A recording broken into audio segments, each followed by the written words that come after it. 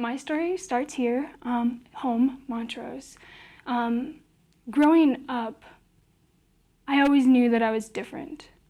And I think for a lot of people, maybe even more so like in a small town, it's really difficult to talk about maybe issues or topics that aren't generally talked about, that may be taboo, or you just, like, we don't talk about homosexuality, or we don't talk about this or that. It's kind of topics that we just ignore. So growing up, those were topics that I was struggling with. So there wasn't anyone that I could kind of reach out to and say, hey, like, I'm feeling this way, like, is this normal? Like, I'm having these mood swings, but like, are they mood swings? My senior year in high school, it came out that I was gay. And when that happened, I don't think anyone in our town or school knew how to respond or how to act. It's kind of like you're the first. So it's like, this is the first time anything like this has ever happened. I guess it has to happen to someone. And in a way, I'm kind of glad that it was me, because I'm hoping that, like, from this story and sharing this story, it can bring light to kind of what happened and maybe show other schools, like, the importance of, you know, having in place a safer place at schools and being able to talk about these issues. Tell me a little bit about how that affected your high school experience as a senior. You know, everybody's looking forward to their senior year. How did that affect and then kind of mold you to where you are now? Senior year, you're looking forward to it. You're on top of the world. You're about to go to college. As a three-sport athlete, like, captain, like, for the varsity teams, student body president, and valedictorian, it seemed like the year was going to be perfect. But that all changed when it came out that I was gay. I was first kicked off of our basketball team. I remember comments from players saying, while playing defense, like, quit touching me, fag. But no one really stepping in or knowing kind of like what to say or do. My student body president responsibilities were taken away. They said they couldn't have someone like me leading their school.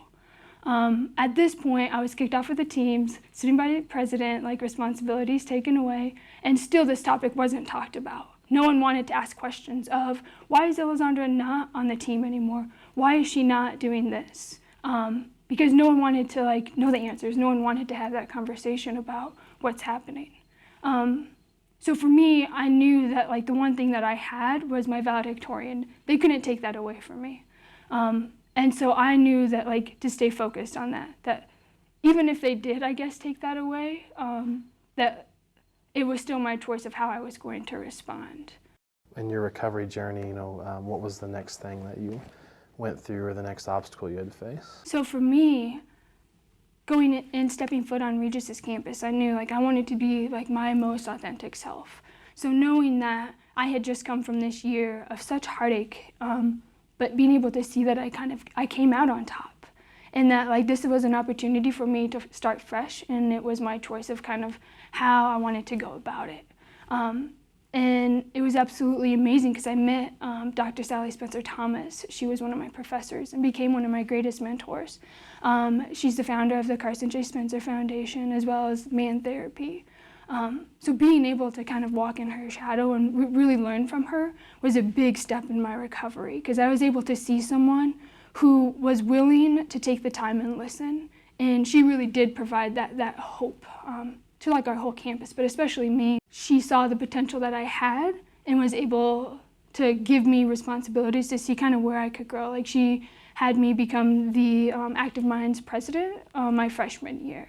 I had an opportunity, I had a platform to really share my story and reach out to students saying, like, you're not alone, there is hope. And why do you think it's important to have that platform, not just for you, but for anybody that maybe is dealing with a lot of the same things? Why is it important to share your story with others? It's important so people know they're not alone, because even right now, like, I was praying and hoping that even just this interview touches one person, because that's all it takes. Like, if we can share our stories, no matter how difficult it is, like how deep those scars are, like, there are people out there who are feeling the same way, who are going and asking these same questions. I read an article the other day about a kid that saw a man sitting on the edge of a bridge, and he was just about to jump, and the kid went and asked him if he was okay, and ended up keeping this man from jumping off the bridge. And all he did was just walk up and ask him if he was okay, and the guy just broke down, and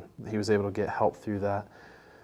Why is it so important to be aware of other people's struggles and to take the time to ask how they're doing? And I would imagine that when you were in high school, if somebody would have done that for you, it would have had a huge impact. I can only imagine what it would have been like if someone would have just asked, like, are you okay? Like, what can we do with this? But I think it comes down to saving lives by respecting the dignity and worth of each person. So being able to see the worth of this like individual and asking someone, are you okay? Like, can truly change someone's life. It could truly save a life.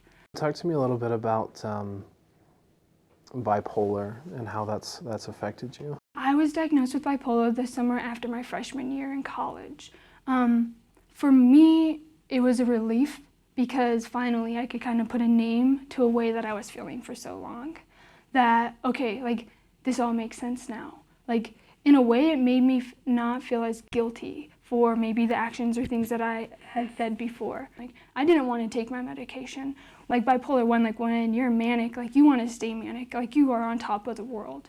But for me, I had experienced that low, like with that suicide attempt in high school, like that for me, like no matter how great that high was, I never wanted to get back to that low. So understanding that in order for me to be able to do that and like stay healthy, that it was like my medication, like was like what was gonna help with that. And I think because of that, like I've been able to live like a good, like a healthy like lifestyle because I continue to have that discipline to take my medication and not just take my medication, but balance it with therapy. What happened in the past, it doesn't have to define who you are, but you have this chance and you have this moment right now to ask for help. There's hope in recovery.